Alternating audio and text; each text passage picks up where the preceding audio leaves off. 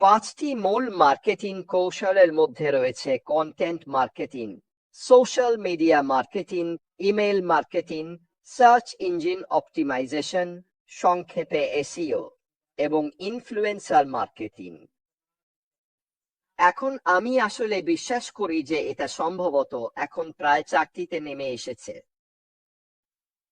আমি সত্যিই এখন এমন একটা ধারণা পাই যে ইমেল মার্কেটিং অবশ্যই পতনের দিকে যাচ্ছে। আমি আগের মতো এতটা জাঙ্ক ইমেল দেখি না, যেমনটা আগে দেখতাম। আমি মনে করি আমাদের ইমেল ক্লায়েন্টগুলোর যে অ্যালগরিদম গুলো আছে সেগুলো এখন অনেকটাই এসব ফিল্টার করে দেয়। তাই আমার প্রায় মনে হয় ইমেল মার্কেটিং এখন প্রায় অতীতের বিষয়। আমি মনে করি আমরা এখন ভিন্ন ধরনের মার্কেটিং এ চলে এসেছি, এবং আমি আসলে ইমেইল মার্কেটিং এর জায়গায় এআই মার্কেটিং কে বসাবো। আবারও বলছি, এটা এতটাই নতুন ধারণা যে এখনো ঠিকভাবে নথিভুক্ত হয়নি, আর এই কারণেই আমি মনে করি। আপনি যদি মনে করেন, আমাদের সিইও মুফারেহকে শেষ ওয়েবিনারে শুনেছিলেন, তখন আমরা যখন শেষের দিকে প্রশ্নোত্তর পর্ব করছিলাম, আমি আসলে তাকে মার্কেটিং নিয়ে প্রশ্ন করেছিলাম, আর তিনি খুবই উচ্ছ্বসিত ছিলেন কিভাবে তিনি এআই মার্কেটিং কে সংযুক্ত করবেন, বা অন্তত আমাদের দেখাবেন তার কাছে কি কি পরিকল্পনা আছে এআই মার্কেটিং নিয়ে। আমি বিশ্বাস করি এটাই ভবিষ্যতের পথ, তবে আমাদের কখনোই অন্য ধরনের মার্কেটিং গুলো ভুলে যাওয়া উচিত নয়। তাহলে চলুন এগুলো একবার দেখে নিই, ঠিক আছে? এটা আপনাদের নিজেদের জন্য একটা ধারণা দেবে। এছাড়াও এটা আপনাদের দেখাবে কোম্পানিগুলো কিভাবে দেখে, বিশেষ করে যখন মার্কেটিং ক্যাম্পেইনের কথা আসে। এই কৌশলগুলো অবশ্যই ব্যবসাগুলোকে তাদের লক্ষ্য শ্রোতাদের কাছে পৌঁছাতে ও যুক্ত হতে সাহায্য করে, ব্র্যান্ড সচেতনতা গড়ে তোলে এবং বিক্রিও বাড়ায়। তাহলে চলুন কন্টেন্ট মার্কেটিং নিয়ে দেখি। মূল্যবান, প্রাসঙ্গিক এবং ধারাবাহিক কন্টেন্ট তৈরি ও বিতরণ করা, যাতে লক্ষ্য শ্রোতাদের আকৃষ্ট ও যুক্ত করা যায়।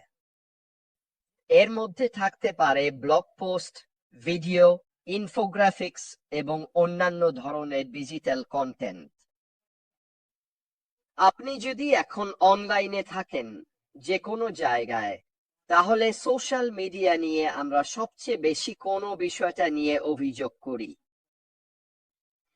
বিজ্ঞাপনের পরিমাণ। ঠিক আছে, আপনি কোন সোশ্যাল মিডিয়া প্ল্যাটফর্মে আছেন সেটা কোনো ব্যাপার না। আপনি সেখানে কোনো না কোনো কন্টেন্ট দেখবেন যেটা কিছু একটা বিজ্ঞাপন দিচ্ছে।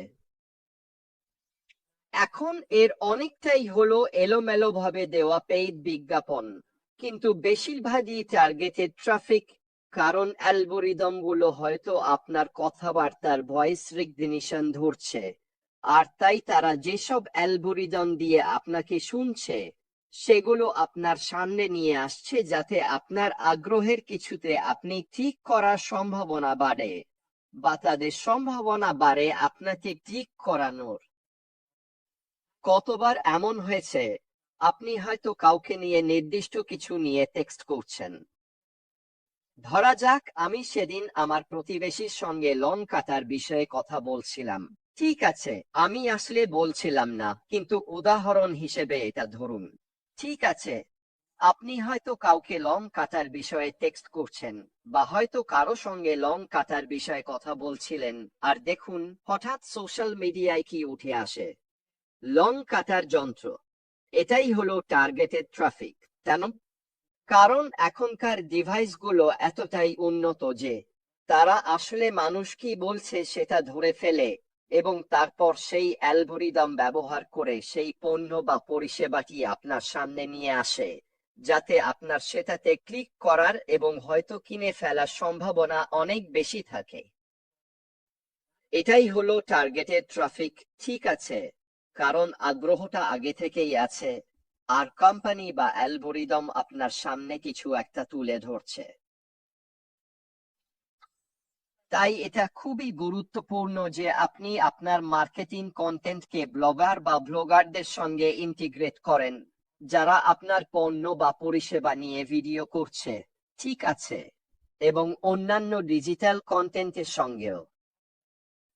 এখন এটা সত্যিই খুব গুরুত্বপূর্ণ যে আপনি এই বিষয়ে আপ টু ডেট থাকেন। আপনি যদি কন্টেন্ট মার্কেটিং এর পথে যেতে চান, তাহলে যেন আপনি ধারাবাহিক থাকেন, নতুন থাকেন, এবং ফ্রেশ থাকেন, এমন কিছু অফার দেন যা তারা অন্য কোথাও পায় না, যাতে গ্রাহকদের আপনার কন্টেন্টের সঙ্গে যুক্ত থাকার একটা কারণ থাকে। মানুষজন আনসাবস্ক্রাইব বা ছেড়ে যাওয়ার সবচেয়ে বড় কারণ হলো তাদের কাছে নতুন কোনো কন্টেন্ট পৌঁছাচ্ছে না।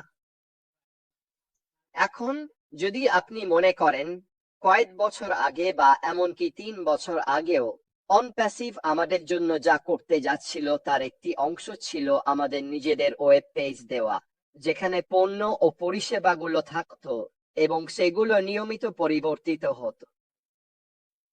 এটাও আমাদের জন্য করা হতো। যদি আপনি মনে করেন, এবং এটাই আমরা এখানে বলছি, নতুন কন্টেন্ট নিয়মিতভাবে, যার মানে হচ্ছে যখনই কেউ আপনার ওয়েবসাইটে ক্লিক করবে, ভাবুন তো কি হবে। এটা নতুন এবং একেবারে টাটকা। আমরা তো আগেও এটা দেখেছি, তাই না? কত রকমের ওয়েব পেজ আমাদের সামনে এসেছে যেগুলো আমরা নিয়মিত দেখতাম। আমার কোনো সন্দেহ নেই যে এটা আরো উন্নত করা হচ্ছে। আমার কোনো সন্দেহ নেই যে এটাকে এআই এবং অন্যান্য আধুনিক প্রযুক্তির সাথে আপডেট করা হচ্ছে, এবং আমি অবাক হব না যদি আমরা এরকম আরো কিছু নতুন রূপ আগামী ধাপে না দেখি। কিন্তু আবারও বলছি, এটা শুধু আমি, রেডফার্ন, বলছি, কিন্তু আমি ভাবতেই পারছি না কেন ভবিষ্যতে আমাদের কাছে এরকম কিছু থাকবে না। এটা তো যুক্তিসঙ্গত, তাই না? এটা আমাদের অন্য প্রতিযোগীদের চেয়ে এগিয়ে রাখবে, কারণ এতে একটা টাটকা অনুভূতি থাকবে। তাহলে যদি আপনি এরকম কিছু করতে চান, এটা মনে রাখবেন, গ্রাহকরা সব সময় টাটকা, একেবারে নতুন কিছু নিয়মিত চায়। Social media marketing. এটি হলো সোশ্যাল মিডিয়া প্ল্যাটফর্ম ব্যবহার করে সম্ভাব্য গ্রাহকদের সঙ্গে সংযোগ স্থাপন, ব্র্যান্ড সচেতনতা তৈরি এবং ওয়েবসাইটে ট্রাফিক আনা। এর মধ্যে রয়েছে আকর্ষণীয় কন্টেন্ট তৈরি করা, বিজ্ঞাপন ক্যাম্পেইন চালানো এবং অনুসারীদের সঙ্গে যোগাযোগ রাখা। উদাহরণস্বরূপ, ইউটিউব একটি সোশ্যাল মিডিয়া ফোরাম। আপনি যাই করুন না কেন, আপনাকে আপনার ক্লায়েন্ট বেসের সঙ্গে যোগাযোগ রাখতে হবে। আপনার ব্যবসা যেসব কিওয়ার্ড নিয়ে, ঠিক আছে, আপনি যে পেজটি প্রচার করছেন বা বিক্রি করছেন, সেটিকে আপনার সর্বোচ্চ সামর্থ্য অনুযায়ী অপটিমাইজ করতে হবে। তাই এটি আপনার ব্র্যান্ড গড়ে তোলার ব্যাপার। এটি আপনার ব্যবসার প্রতি আপনার ফোকাস গড়ে তোলার ব্যাপার। আপনি যা বিক্রি করতে বা অর্জন করতে চাইছেন আপনার ওয়েবসাইট, ফানেল বা যেটাই ব্যবহার করছেন তার মাধ্যমে। র্যাঙ্কিং যত উপরে থাকবে, আপনার ক্লিক থ্রু রেট এবং বিক্রির সম্ভাবনা ততই বাড়বে। আপনার বোঝা খুবই জরুরি যে এসইও কিভাবে কাজ করে। আমি আসলে এসইও নিয়ে সম্পূর্ণ আলাদা একটি ভিডিও করতে পারি। আচ্ছা, আমাকে এটা তালিকায় যোগ করতে দিন, কারণ আমি মনে করি এটা এতটাই গুরুত্বপূর্ণ একটি বিষয় যেটা আমাদের অবশ্যই আলোচনা করা উচিত। আমি মনে করি আমার উচিত। আচ্ছা, আমাকে এটা এখানে লিখে নিতে দিন।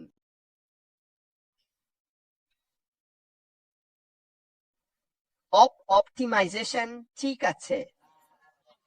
আমি মনে করি ইন্টারনেট এবং কিভাবে আপনার ওয়েবসাইটে দর্শক আনবেন সেটা বোঝার জন্য এটা সত্যিই খুব গুরুত্বপূর্ণ একটি অংশ। যদি আপনি সার্চ ইঞ্জিন র্যাঙ্কিং এ উপরের দিকে থাকেন, অর্থাৎ আপনি যদি প্রথম থেকে পঞ্চম পৃষ্ঠার মধ্যে থাকেন, তাহলে আপনার ওয়েবসাইটে কেউ আসার খুব ভালো সম্ভাবনা আছে। কিন্তু সেই চালু করতে হলে আপনাকে আরো অনেক কিছু সংযুক্ত করতে হবে। আমি যা বলতে চাইছি তা হলো আপনার ওয়েবসাইটের একটি URL থাকবে, ঠিক আছে? আপনার URL মানে আপনার ওয়েব ঠিকানা, ঠিক আছে, যেটা আপনি ব্রাউজারে উপরে দেন, আর সেটা ওই ব্যক্তিকে আপনার ওয়েবসাইটে নিয়ে যাবে। আপনি যত বেশি আপনার ইন্টারনেট জুড়ে ছড়িয়ে দেবেন, সিওর মাধ্যমে র্যাঙ্কিং এ উপরে ওঠার সম্ভাবনা ততই বাড়বে। কারণ আপনি সর্বত্র ছড়িয়ে আছেন। আপনি সোশ্যাল মিডিয়ায় আছেন, আপনি সার্চ ইঞ্জিনে আছেন, আপনি অন্যদের পেজেও আছেন, ইত্যাদি ইত্যাদি। আর সেই অ্যালগোরিদমগুলো, ঠিক আছে, আপনার ওয়েব পেজকে চিনে ফেলে এবং স্পষ্টতই যত বেশি মানুষ আপনার ওয়েবসাইট দেখবে, ক্লিক থ্রু রেট ততই বাড়বে। এটা আপনার র্যাঙ্কিং বাড়িয়ে দেয়। এটা বাড়ে আর আর পুরো প্রক্রিয়াতেই এটা অনেক বেশি সাহায্য করে। এবং আমরা এটা নিয়ে বিস্তারিতভাবে আলোচনা করব আমার মনে হয় আলাদা একটা বিষয়ে। আমি সত্যিই মনে করি এটা খুবই আগ্রহের বিষয় হতে চলেছে। আর শেষ বিষয়টা হলো, ঠিক আছে, ইনফ্লুয়েন্সার মার্কেটিং। এটা হলো সোশ্যাল মিডিয়ায় যাদের বড় ফলোইং আছে এমন ইনফ্লুয়েন্সারদের সঙ্গে পার্টনারশিপ করে পণ্য বা পরিষেবা প্রচার করা। ইনফ্লুয়েন্সাররা আরো বড় দর্শক গোষ্ঠীর কাছে পৌঁছাতে, বিশ্বাস গড়ে তুলতে এবং বিক্রি বাড়াতে সাহায্য করতে পারে। এখন আমি নিজেকে ইনফ্লুয়েন্সার হিসেবে দেখি না, কিন্তু এই চ্যানেলে আমার প্রায় 60,000 সাবস্ক্রাইবার আছে। প্রায় প্রতিদিনই, অন্তত সপ্তাহে 2-3 বার, আমি কোনো না কোনো কোম্পানি থেকে ইমেল পাই বা যোগাযোগ পাই যারা চায় আমি তাদের কিছু প্রচার করি, ঠিক আছে? ভাবুন তো কি, আমি এখনো সেটা করিনি। কেন করিনি? কারণ আমার মূল লক্ষ্য তোমাদের ওপরেই। আমার ফোকাস এই কোম্পানির উদ্দেশ্য এবং তারা কি অর্জন করতে চায় সেটার ওপরেই। আমি চাই না ভিডিওর মাঝপথে হঠাৎ করে কালো প্রচার করতে গিয়ে বলি, এটাই আমার জীবনের সেরা ইয়ারফোন, সবাই কিনে নাও, নিচে লিংক আছে। আমি কি এটা করতে পারি? হ্যাঁ, আমি অবশ্যই পারি। এটা কি আমাকে, মানে এই ব্যবসায়, ক্ষতি করতে পারে? না, আমি মনে করি না এটা কোনো ক্ষতি করবে। কিন্তু এটা এই মুহূর্তে আমি করতে চাই না। আমি বরং ভবিষ্যতে আমার নিজের পণ্য ও পরিষেবা আমার নিজের সোশ্যাল মিডিয়ার মাধ্যমে প্রচার করতে চাই, যেটা আমি এখন করছি, এবং আমার ফলোয়িং বাড়াচ্ছি। অন্য কারো জন্য সস্তা টাকার লোভে সেই পথে যেতে চাই না। এটা কি মানে যে আমি আমার নিজের পণ্য ও পরিষেবার জন্য অন্য ইনফ্লুয়েন্সারদের ব্যবহার করব না? এটা অবশ্যই আমি বিবেচনা করব। আমি অন্যদের সাথে যোগাযোগ করার কথা ভাবব, যাতে আমি তাদের আমার সঙ্গে যুক্ত করতে পারি। নিশ্চিতভাবেই তাদের একজন হবে আমার ভাগ্নে। আপনি যদি মনে করেন, অনেক আগেই আমি আপনাদের বলেছিলাম আমার ভাগ্নের কথা, যে ইউটিউবে বিশাল ইনফ্লুয়েন্সার। ওর এখন প্রায় 4 মিলিয়ন ফলোয়ার আছে একটা নির্দিষ্ট বাচ্চাদের গেমের জন্য। ও জানে আমি কি করছি। আমি এখনো ওর সঙ্গে কিছু করার বা একসাথে কাজ করার ব্যাপারে যোগাযোগ করিনি, কিন্তু ভবিষ্যতে এটা অবশ্যই এমন একটা দিক হবে যেটা আমি বিবেচনা করব, যাতে আমি যা অর্জন করতে চাই তার ওপর মানুষের নজর পড়ে। আমি এখন আপনাদের যেসব বিষয় বলছি সেগুলো আপনার ব্যবসায় পার্থক্য গড়ে দেবে।